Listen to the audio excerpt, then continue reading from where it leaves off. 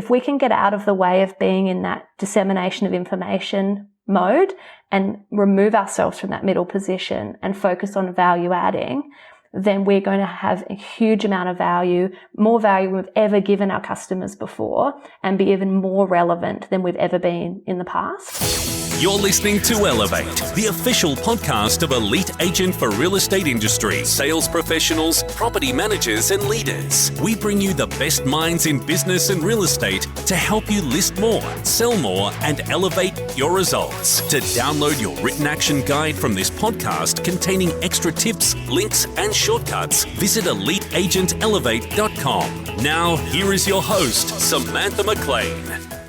Welcome to another episode of the Elevate podcast, where we delve into some of the most interesting minds in business and in real estate for the very best tips and strategies for you to implement to elevate your business. I'm Samantha McLean, editor of Elite Agent and host of this week's show. Toop and Toop are widely known throughout the industry, not just for innovation, marketing and communication, but also for customer service, quality assurance and business excellence. My guest on the show today is our Mayushi cover story. She's the CEO of Property Investment and Finance for the company with $1 billion of residential property under management. It's a big warm welcome to the show, Suzannah Toop. Thank you. It's great to be here. Yeah, it's awesome, actually. You guys have been on my radar for a while because Toop and Toop is such an amazing office in Adelaide and has a lot of history. So your parents, Anthony and Sylvia, founded the agency back in 1985, which means you've basically grown up in a real estate family. What was that like? You're right. Mum and Dad started the business about 35 years ago, and very much I remember as a kid around the dinner table. I mean, being a family business, it was something where we very much grew up around real estate from the very beginning. I remembered a lot of conversations around the dinner table about business or about real estate. Did a lot of letterbox drops in my time, walking up and down the streets with Mum and my sister Jen. And we've even got photographs of us. I think I'm about 3 or 4 years old and Jen's about 6. And we're putting on sold stickers on the signboards. So it's something where I think real estate, it is very much work, life is so blended. And as kids, we very much grew up all around it and loved it. And we have such an amazing team. Some of our team members remember us when we were very little and around the office. So it's been many decades and it's been really great to be back and involved very much hands-on in the business in these last 7.5 years. It's an amazing story because I read somewhere that you studied law and commerce at university and you were even admitted as a lawyer into the Supreme Court. Did you have different ambitions at the time? So I think very much as a family, we have a lot of open and transparent conversations. So growing up, when we were looking at, subject choices in year 11 and year 12 and through university as well, we very much had open dialogue about the business. And Mum and Dad were like, look, it'd be great for us to know if at some stage you did see yourself in the business or if, I'm not very musically talented at all, but I'm sure if I wanted to go and be a guitar player or a singer, they would be unbelievably supportive of that career choice as well. But both Jen and I always had a very strong interest in getting back into the family business. But we also did want to go and do something beforehand to bring those skills back into the business when we would come back in. So it was very much a sort of ongoing conversation when we were younger. And then when we sort of made that decision to come back into the business back in 2012, we then got straight back into it and really got hands-on in the business. So it was something where we did imagine always coming back in. It was just when the right time came to be. How did you know it was the right time? So for us, we had planned that Jen was going to be coming back into the business late 2012. And for me at the time, I was working over in Sydney, having studied, as you mentioned, a law degree, commerce degree, and was being admitted as a lawyer. And I was studying at the time as well as working in a property funds management company over at AMP Capital in Sydney. And so for me, I was probably going to be there in Sydney for 5 years all up. My sister had spent some time over in London working in real estate as well as marketing. But for us, it was a bit of a sudden transition. It certainly wasn't as we had planned. We sort of call it succession on steroids because Dad actually was diagnosed with esophageal cancer in May 2012, which sort of brought forward succession for us quite quickly.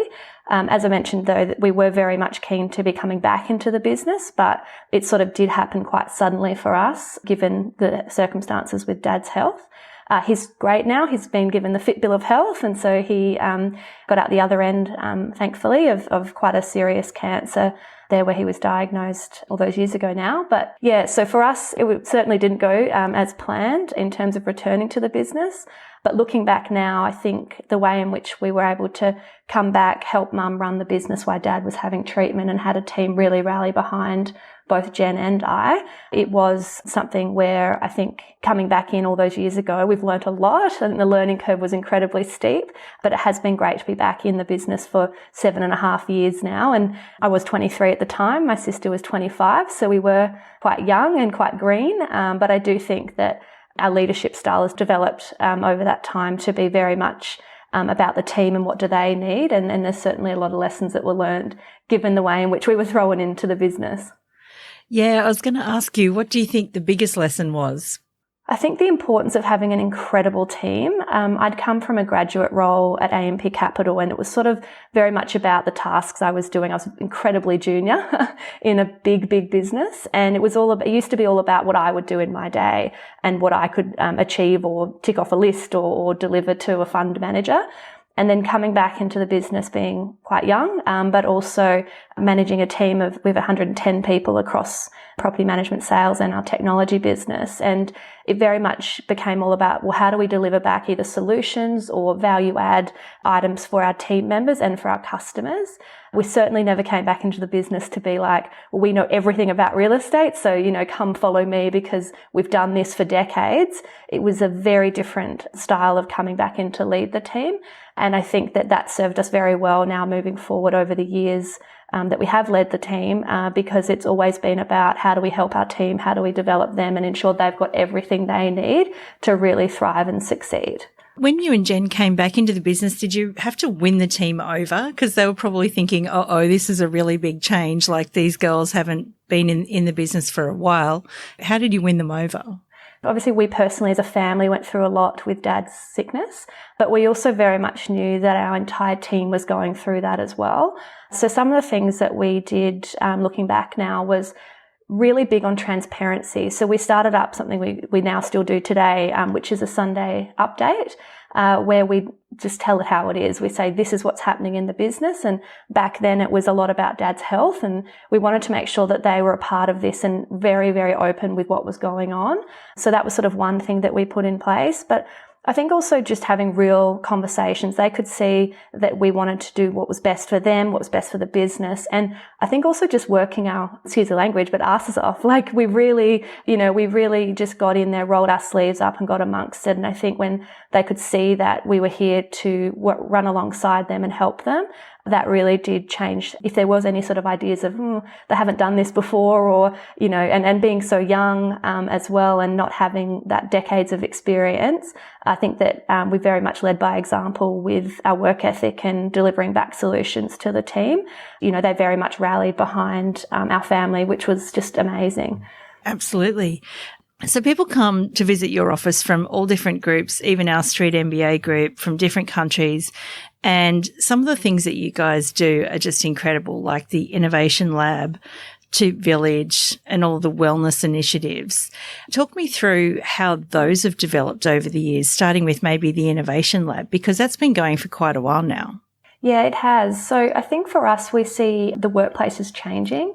We very much see that work and life is very blended, particularly in real estate.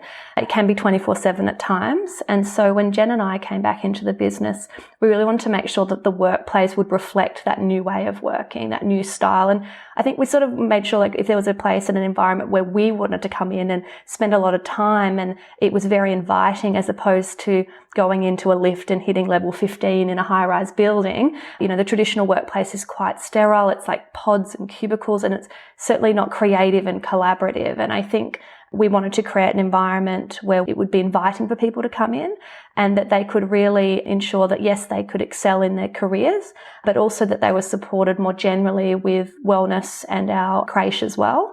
Because we know how, and as a family business as well, we know how much people's families are a part of the work as well. It's not just the one individual that comes through those doors every morning. And so this sort of started back really off the back of Dad's health. Was the first initiative we put in place was the wellness centre, because Dad could see that Jen and I were falling into the same sort of habits he was, sort of eating lunch on the run at 4 p.m. in the afternoon, sort of running up to Subway and thinking that was a healthy option. And, he sort of, even though he hasn't been diagnosed, he believes that a lot of the eating habits of being a very busy and successful real estate agent certainly didn't help his diagnosis with his cancer. And he didn't want us to be going and falling into those same traps that he had developed over many years. So the wellness centre, we wanted to bring that into the business and have it not just for our family, but to open that up to the entire team so that they could ensure they knew as a priority that they can put their health and wellness first. And we do have a physical wellness centre at our Toop village, but we have a full-time wellness coach as well. So yes, you can pump iron and you can do a HIIT class or a boxing class or a yoga class, but it's also about mindfulness and mindset, because I think stress and managing that is a big thing moving forward. I think it's already quite a large part of the workplace and trying to manage how you fit everything in. Life is so busy these days. So we're just very fortunate that our wellness coaches have got a lot of background in the technical sort of physical training components, but also more of a holistic wellness approach as well. And then to your question about the Innovation Lab, that has been something that we have had. Innovation has been something as part of our business from day dot. The reason Anthony and Sylvia, Mum and Dad, started the business was because Dad thought, I think that there's better ways that things can be done. And all those years ago, when he started things, that was what created Toop and Toop. And I think today it's still true as ever around pushing things forward, really challenging the norm and seeing if there is a better way. And we've had a software developer as part of our business for about 15 to 20 years. So back well before it was the cool thing to have software developers on board. But that role was a contractor role, sort of sat a bit adjacent to our business. And over the years, that's developed to having 1 full-time programmer on staff, to 2, to 3, to now 6. So we do build a lot of our own technology in-house. We see that, yes, if there's great innovations off the shelf and products, we will bring them in because you can't build everything. Speed is really important. But if there is a product that we think we need to make specifically because it addresses the real pain points or the needs of either our team or our customer, we'll build that in-house and then roll that out to the team and to the public. So innovation has always been a large part of what we do, and that's certainly where our tech team are based at Toop Village as well. And the Toop Creche is an initiative that we put in place about 4 years ago now. So both the creche and the wellness centre are complementary to our team, and we have a full-time creche manager as well as a physical creche on site. And we have team members that are able to utilise that in and around their childcare, so that we know that that was a big issue. It has been a big issue for a number of years with parents trying to find care for children and wanting to return to work either a few days a week or full time, and they just haven't been able to get childcare. So we really wanted to ensure that we could provide options for team members who are wanting a career in real estate, whether that's sales or property management or technology or any of our roles, and that they could really utilise the support in our creche manager. So it sounds like everyone is so well looked after. I mean, I wouldn't want to leave. Do you find now that these things are all in place that it has helped with things like staff turnover and stuff like that? Does it retain people better? Absolutely. I think that you come to Toop and Toop because you are getting that full support. It's definitely not people coming into our workplace for a job. I mean, of course, there's a job to be done, but that real connections, even amongst the team members, as well as the physical sort of amenities that we have, it's just amazing to see relationships that are forming across all different sides of the business, sales team members with property managers, with our technology guys. It's really brought the whole business cohesively together because we do run we have barbecues, we have wellness cooking classes on a Friday, the last Friday of every month. We bring a lot of the team together more holistically as opposed to just having it as a work site. And I think that that's been amazing, and we've seen that it's been amazing for retention and also to attract amazing talent to the business. I think it must attract a lot of people in because, I saw the guys doing some yoga when they're on Street MBA. They were sort of sticking everything on Instagram and I was like, wow, that looks amazing. I wish I was there.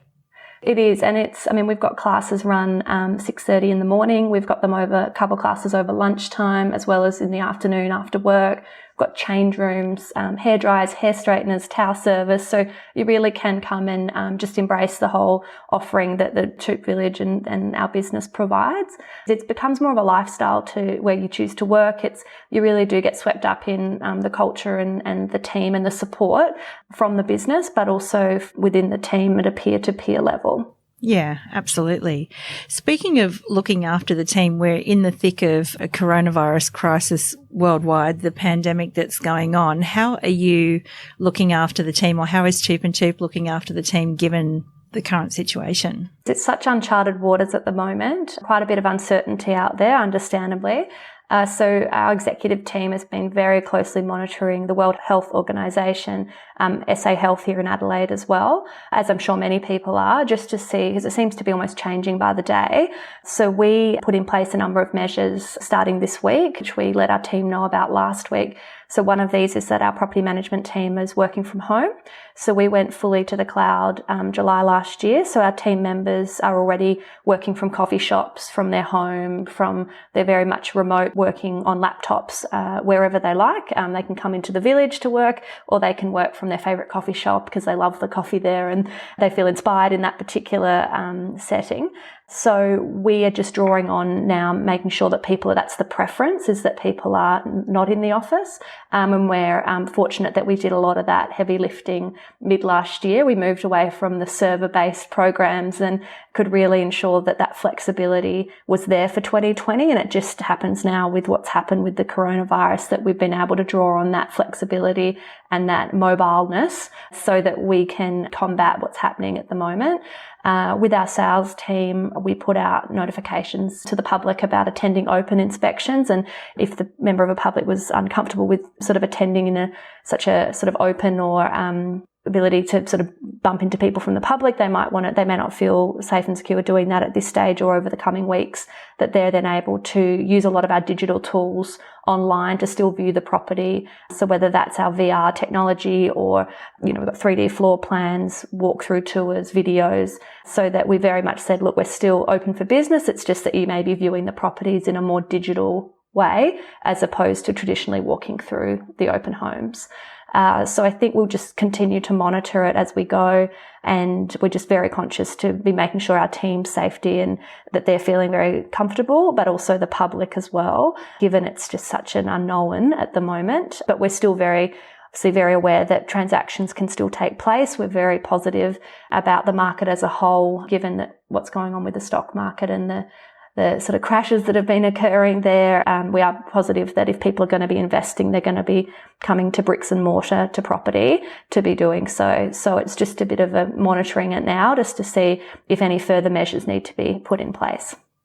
Yeah, and I guess this might be a good time to circle back to the technology side of things with Toop and Toop. So I imagine that, you said you did a lot of the heavy lifting last year in moving from a server-based environment to a cloud-based environment.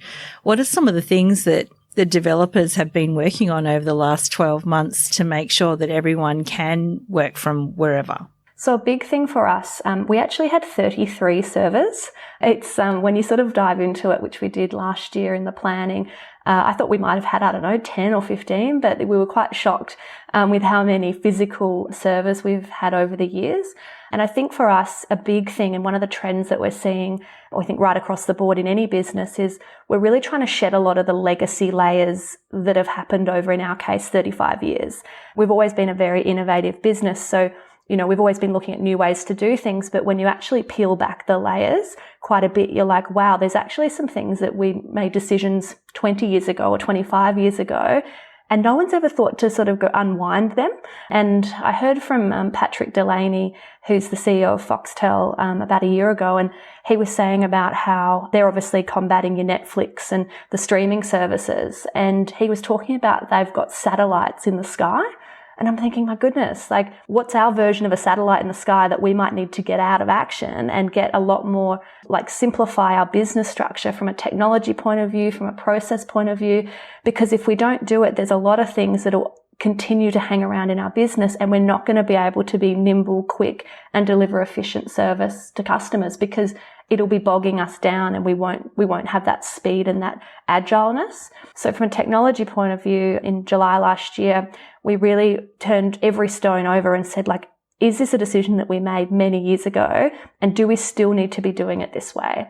And if the answer's like, oh, I don't think so, we could probably do it a better way, then we had to make the big and sometimes quite tough call to invest to shed that out of the business, just so that we could keep being freed up to deliver that really quick, efficient service to customers. So for us, technology, there's the fun technology, which is the apps and the, all the kind of great, cool, fun stuff that you hear about. There's also a layer of technology, which is kind of more the boring layer, which is, oh my God, what's our infrastructure like? What's our servers like? Which we found. We've got quite a number. And starting there, it's because that's your platform and your base to be able to then be more efficient and deliver that service, because the apps are great and we built a lot of them as well, but we really had to dive a little deeper just to make sure that we weren't going to be lethargic and slow to move from a server and infrastructure point of view. I also remember I saw you speak at PMLR last year, obviously, and it was just a really great insight into the company and all of that sort of thing. I remember you saying that you were on a mission to get rid of email or to really reduce email. So can you tell us a bit about that and how you managed to achieve it? Yeah, so when I came back into our business mid-2012, particularly in the property management side of things, I noticed there were a lot of frenetic people walking around. You would sort of walk into our sales side of the building and people were high-fiving when a new listing happened, and it was high energy and it was, really pumped up and a great environment. You turn right and go through into our property management side, and the word growth would make people shudder. It would be like the worst word possible. And I'm going, my goodness, like we should be like, what's going on here? How come a new BDM's brought in 3 new listings? This is a great thing. But I learned very quickly that the underlying inefficiencies that was happening below the surface was what was causing a lot of angst in property managers. And what was sort of happening is, previously they'd sort of be told, be less stressed. And it's like, well, unless we actually find out what's going on, that's kind of not super helpful when someone's like, well, look, I'd love to be less stressed, but have you seen what's going on in my inbox or on my phone with voicemails coming in like crazy? So after hearing that it was quite full on, and a sort of gut feel, or chatting to team members, they were saying they were getting a lot of traffic through their emails.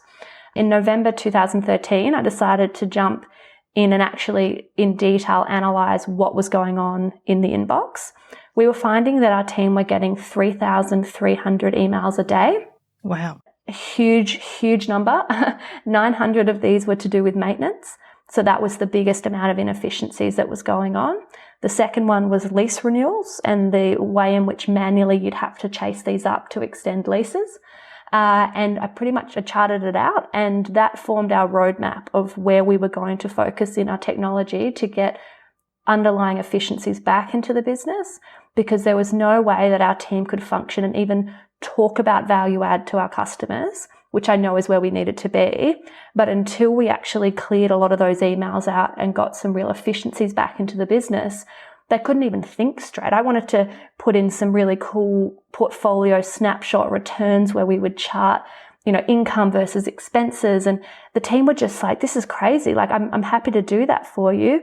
But unless you're happy for me to get another 5 complaints today because I can't get back to my emails, like it's got to be one or the other. And so we sort of paused a lot of the value add conversations and thought, let's dive in and just get these emails under control. And then we can look to do all of that value add things for our customers.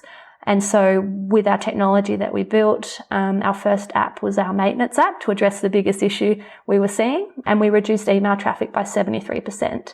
So we then started there, and the next app we launched was lease renewals, and we were able to reduce traffic again. So that was a huge, quite a whirlwind walking into that kind of environment.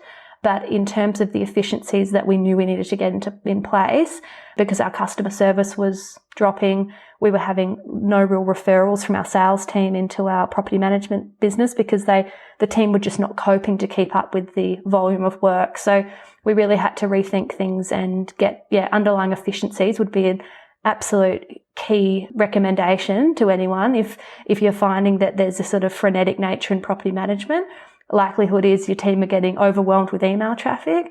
and voicemails and phone calls. By the time they sort of return one phone call, they've got another 3, voicemails flashing up on their screen. And that's unfortunately not uncommon in property management at the moment, given how consumer expectations are rising around instant communication. Yeah, so the apps basically allow the consumer to self-serve in a way, like they can log their maintenance request and there's not the emails going backwards and forwards saying, have you booked a tradie? When's the tradie coming? Or that sort of thing. It's all online. That's exactly right. So we've got the ability for tenants to self-diagnose issues. So we prompt them to check if the safety switch is tripped. Maybe it's just rinse aid in a dishwasher that needs to be put in, and that's why they might be experiencing issues with the dishwasher. Batteries in the remote control. These are all things that we were, before the app, getting requests through. And it helps tenants diagnose the issue. It also then categorises them and helps follow up with the AI behind the scenes according to how urgent the job is. And it does all of that follow up with the trades for you, which is where the email traffic reduced. And more generally, our apps, because that was back in 2014, we launched that. The app now is full live data on anything that's happening with your property. So now landlords are able to jump onto that app and see a live stream of transactions. So they no longer have to wait till the end of month to receive a statement. They can go in and see that today we're processing water invoices or that the rent's been paid. So we're doing a live stream, and data is a really big factor for us because we know consumers are wanting live intel at the push of a button and in a time that they want to receive the information. So that live stream of data is the sort of next big push for us with our technology. So sort of like internet banking, but, so you log on to your bank and you can see what's going on there. But, instead you're looking at your property as the asset rather than your bank account. Exactly right. And that's where it's all heading, to be able to have that live information as opposed to waiting till the end of the month. I think that looking to whether it's a banking world, whether it's Uber or Uber Eats, these are the trends that are coming down the line and where we believe the technology needs to be in real estate. Interesting. I guess that brings me to my next question, because something else that you mentioned at the PMLR conference that I was really intrigued in is the role of the real estate agent in the future. So where do you and Toop see the role of the real estate agent or the property manager heading in the future? So I was fortunate enough to have coffee with Alan Noble, the previous director of Google Australia. And I will never forget it because it was a few years ago now. And I sort of asked him, he knew I was in real estate. And I said, look, where do you see it as head of Google? Where do you think real estate is heading? And he just looked at me, and I'll never forget it. And he just said, well, the intermediary is dead. And I was like, oh, he does know I'm in property management, right? Like that has been our role for the last 30 years, has been this intermediary between the tenants, the landlords and the tradespeople. And I think it was probably the information I needed to hear, because it wasn't so much that means, in our view, that property managers or salespeople are no longer going to be needed. We're certainly going to be and playing a very important part moving forward in the future. But what it did mean to me is that if we are only in a role whereby we receive information and we then disseminate it out, and that's the only real focus of our role as that intermediary position, then we're going to really struggle to keep up with where our customers need us to be. So what he was, I think, saying, and this is where I've had conversations with him since, is if we can get out of the way of being in that dissemination of information mode and remove ourselves from that middle position and focus on value adding, then we're going to have a huge amount of value, more value than we've ever given our customers before, and be even more relevant than we've ever been in the past. And the only way we can step out of that middle position is if the technology allows the free flow of information. So if our property managers, for example, are clicking on their computer and processing arrears and doing their day-to-day job, and instantly landlords and tenants are being updated, they're not then having to do that next step of, I better go and tell the landlord I've processed those disbursements, or I better go and tell the tenant that I've got the tradesperson out to have a look at their leaking tap. It has to happen automatically. And when we start to do that, we really free up our property managers or our sales team to add even more value and do new roles than what we've never done before, like helping landlords buy new property or doing renovations. And there's a whole new world that opens up, but we just need to get to that point as soon as possible, because if we continue to define our roles as being in that sending out information and updates, then a platform is going to come out that's going to be able to do that for us. And that's where the risk is if we don't adapt and if we don't change. I've heard some theories out there too that real estate agents may become like a community hub in the future. Is that where you see Toop Village heading? Is that it is a community hub for people to come together for all things real estate, not just necessarily renting a property or buying a property? I think that's definitely a trend coming down the line. We've traditionally been very transactional based. So we've either in property management collected the rent and passed it on to a landlord, or in sales we've facilitated the sheer buying of a property.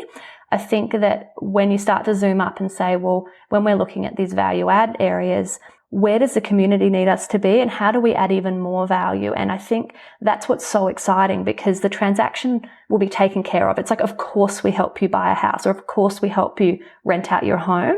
It's just, what more can we be doing? We're dealing with people in their homes. We can help them add greater returns to their investment properties. We can really take a proactive approach. And I think by opening up our doors to the community and really being involved more broadly, it's only going to be a huge upside, but we still have to do the basics of what it means to be in real estate and then move into the community side of things. Because if we're too in the community and, and sort of not ensuring the day-to-day transactions is taken care of, people will be like, oh, look, that's really nice that you've opened up your offices, but could you just help me sell my house? So we have to make sure we're doing both. But I think it's definitely heading in the right direction. So I have to congratulate you guys, because you are being inducted into the REIA Hall of Fame for a second time this year as Large Residential Agency of the Year. And basically, you guys have been at the front of all of the awards for as long as I can remember, with Real Estate Results Network and Sally Cameron at the areas and the REIA Awards. Like, you're recognised as someone in the industry, definitely, or a group in the industry that's right ahead of the game. And congratulations on that. That's, for a business that's been going for 35 years, that's amazing. I guess I want to end this with a bit of tactical advice from you for other real estate agents who might be thinking, oh, okay, what's next for me? So is that okay? Yeah, absolutely. And look, thank you. We very much do. We love being a part of the awards. We do really ensure that every year we're thinking about how do we keep pushing forward. A year can go very quickly. So I think, for us, we treat the awards, whilst they can be very nerve-wracking, we do treat them as an ability to keep ensuring every year we can try and deliver something new to our customer or to our team.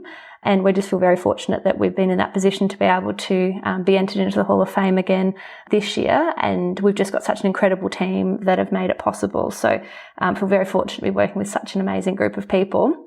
In terms of any sort of practical tips, or perhaps I might even share more so some trends that we see coming down the line and ones that we're certainly keeping an eye on. The first one, and there's 5 of them that we're really keeping an eye on as we're into 2020 and beyond. The first one is, we believe that a big area is going to be that we need to be building trust through transparency.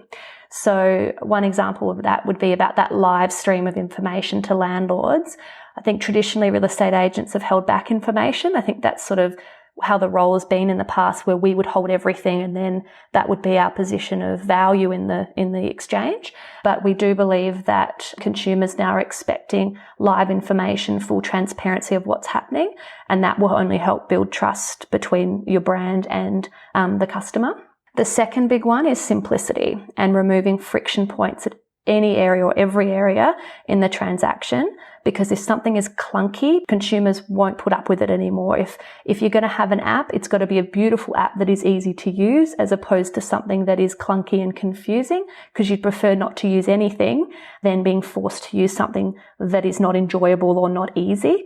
And I think that that's a huge one. Simplicity at a customer level for the way in which we deliver service, but also simplicity, as I mentioned before, the sort of less fun version of it, which may be a lot of infrastructure changes underneath the surface, below the iceberg within your business as well. The third one is that we believe people will continue to trade dollars for time, which means they will outsource more items than they ever have before.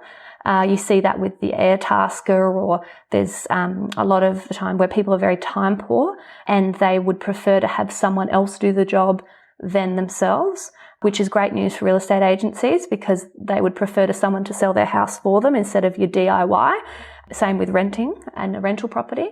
But the exception there is if they believe they can do it better themselves because you're not offering a great service, then they won't stand for letting someone do it at a subpar level. If you're going to take it on, you've got to be making sure you're doing it at a high level. Otherwise, they will prefer to do it yourself. The fourth would be access and not necessarily ownership. By that, I mean things like the renting and the subscription economy, I think will continue to be a big factor at play, which is great news again for property management, because renting and the idea that you don't necessarily own where you're living, but you're renting and you can be transient, and as your needs change, you can rent somewhere else. Believe that that's going to be an increasingly important area of our business. And it may even be that people rent for 37 days or, and just weird timeframes as opposed to your usual 12-month lease. And the final one would be experiences and not transactions. So I think that, as I mentioned before, the transaction is just a given. We will help you sell your house. We will help you manage your property. It's about what's the experience that's going to be wrapped around that, because people will be expecting that as opposed to just your basic, we helped you sell your house, we helped you manage your property. So I think that overarchingly, the most important bit of advice I would give would be to do something, to just get and just dive in and not be, I'm a perfectionist most times, and it's something I'm working on, but I do think that perfection can get in the way of taking action. And given we're in a time where we do need to evolve, doing something is better than nothing, and having a crack and a go at changing something as opposed to seizing up and not taking any sort of action. I think that's the biggest trap we can fall into, is doing nothing. Well, I think your story is definitely inspirational, coming into the business so young and, and making so many changes and adding so much value to both the team and to the community. I think it's incredibly inspirational. So I think if everyone doesn't, remember anything else from this, it's just have a crack. I think that's amazing. What's next for Toop and Toop? What do you think the next 12 months holds? The next 12 months for us, we've got a lot on the go. We've got simplifying things, continuing to simplify things will be right up there at the top of the list. We're taking a lot of inspiration from companies like Amazon. So one of their goals is to improve efficiencies 5% year on year, which is no small feat when they're already delivering products in a 24-hour time frame.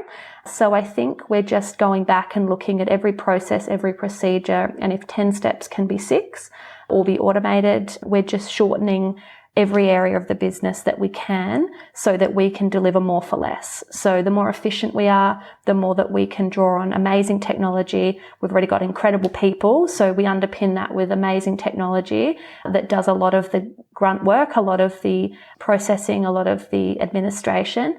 Then we really will be working towards that ability to be nimble, quick, and ensuring that we can deliver a service and do more than we've ever done before for less than what we've ever charged. Amazing. Suzannah, I'd like to thank you for spending some time with us on the podcast. I'm sure that a lot of listeners are going to get a lot out of listening to some of your story, and particularly the ideas on trends and things like that, because they're definitely things that we're seeing from a top level as well. But I guess if there was one thing that you would like to leave everyone with, what would it be? Just being incredibly excited about our amazing industry. There's a lot of change. Change can be scary, but just I think stick with it. It's an incredible industry that we're in. And just as I said before, doing something and drawing on people. If you're not 100% sure, drawing on other people, pick their brains, find out what they're doing, and just keep moving forward. To stay still is something which I would ensure that we're constantly as an industry moving forward, given the times and given where we really need to get to in the next few years. I think that that's something that as an industry we can really support each other and bounce off each other to ensure that we keep moving forward as a whole. Amazing. Suzannah Toop, thank you so much. Thanks, Samantha. We hope you enjoyed this episode of Elevate from Elite Agent. To download your written action guide from this podcast containing extra tips, links and shortcuts, visit eliteagentelevate.com.